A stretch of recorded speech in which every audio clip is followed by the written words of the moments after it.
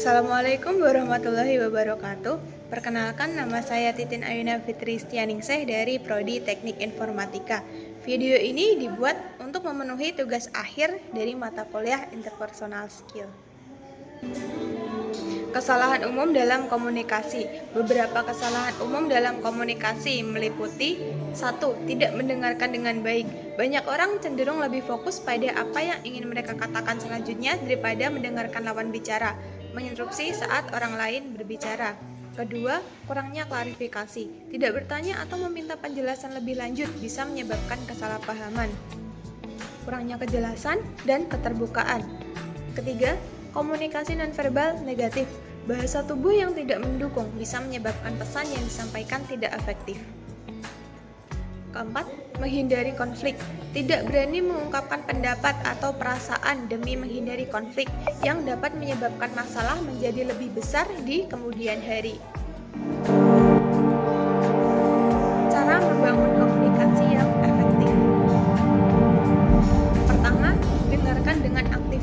Benar-benar mendengarkan lawan bicara dan menunjukkan minat terhadap apa yang mereka katakan. Gunakan media komunikasi yang sesuai. Kedua, klarifikasi dan parafrase. Meminta penjelasan lebih lanjut jika ada yang kurang jelas dan mengulangi kembali poin-poin penting untuk memastikan pemahaman yang sama.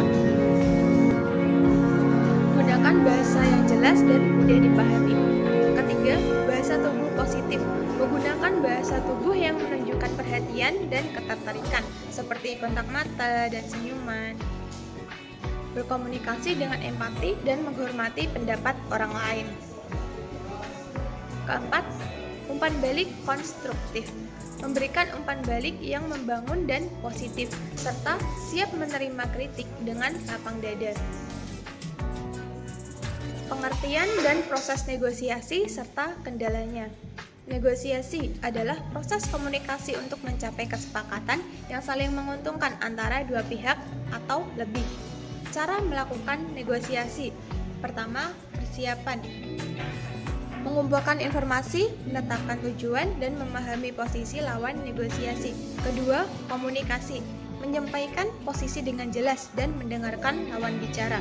Ketiga, tawar-menawar, mencari titik temu dan kompromi yang bisa diterima oleh kedua belah pihak. Keempat, kesepakatan, menyusun kesepakatan tertulis untuk menghindari kesalahpahaman. Kendala dalam negosiasi. Pertama, ketidakpercayaan.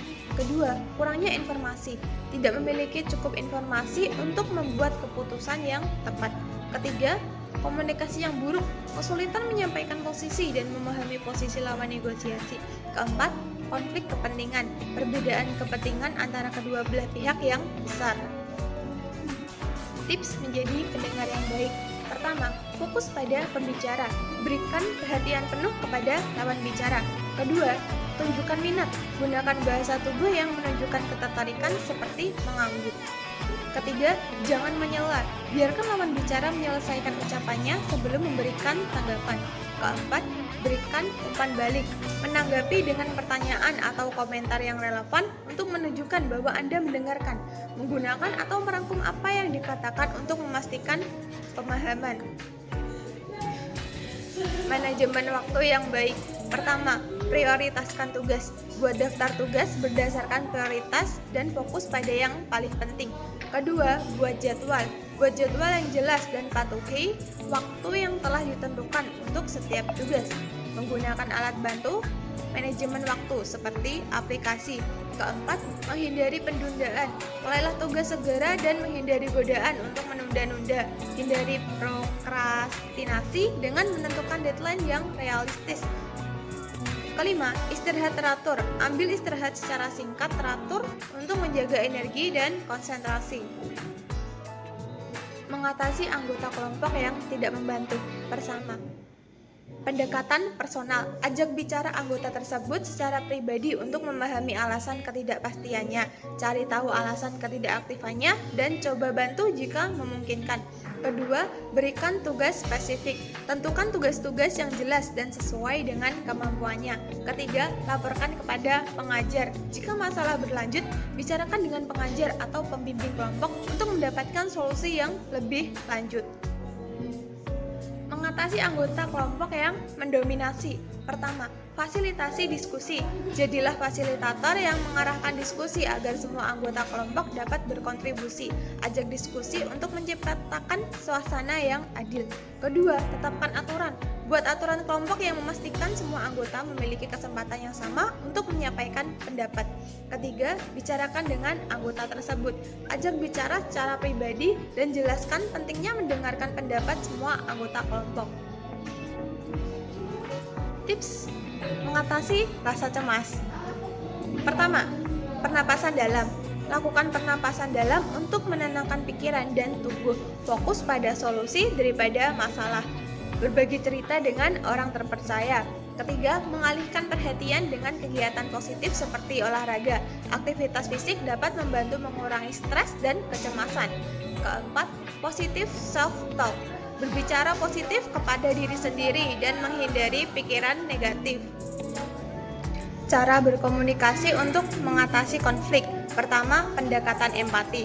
Cobalah untuk memahami perasaan dan perspektif teman. Gunakan bahasa yang sopan, berbicara secara terbuka dengan teman tersebut tentang pentingnya mendengarkan semua pendapat. Kedua, komunikasi terbuka. Ungkapkan perasaan dan pandangan Anda dengan jujur dan terbuka.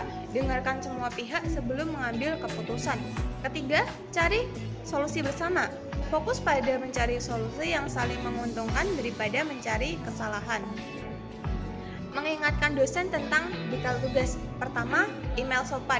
Kirimkan email sopan dan ringkas yang mengingatkan dosen tentang detail tugas yang belum diberikan. Kedua, bertanya di kelas. Jika memungkinkan, tanyakan secara langsung saat sesi kelas atau diskusi. Ketiga, gunakan platform komunikasi yang disediakan oleh dosen seperti forum kelas atau grup pesan. Buat catatan pada forum diskusi kelas. Terima kasih.